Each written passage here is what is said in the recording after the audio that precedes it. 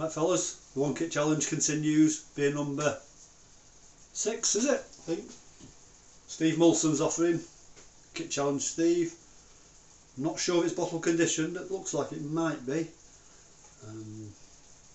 Overly tight on the carbonation, so it's not going to be a gush I don't think, but never do know dear. So, I know nothing about this beer. I know some of the guys have already have reviewed it, but I don't like to watch other people's reviews and sell. I've tried mine, so give it a pour. No idea what the kit is, no idea what the ABV is, no idea what's going. Tell you what,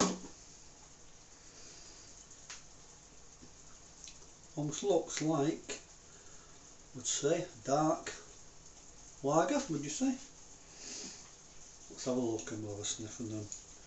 So, yeah, oh Jesus, we're blinded you.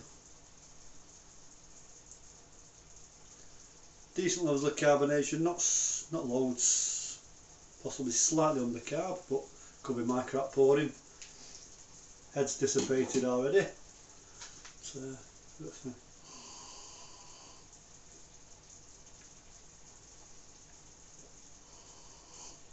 well, Steve is the king of rhubarb, so I'm wondering whether he's put some rhubarb in there because he's got a freezer full of it, hasn't he?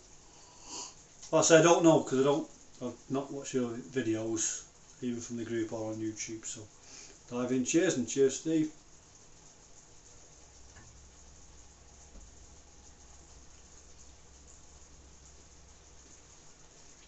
Not sour like a rhubarb, so, but there's something in there, I can't think what it is. Nice tasting.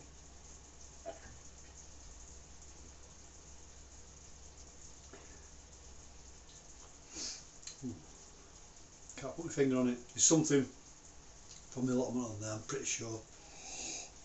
I don't know what the base kit is.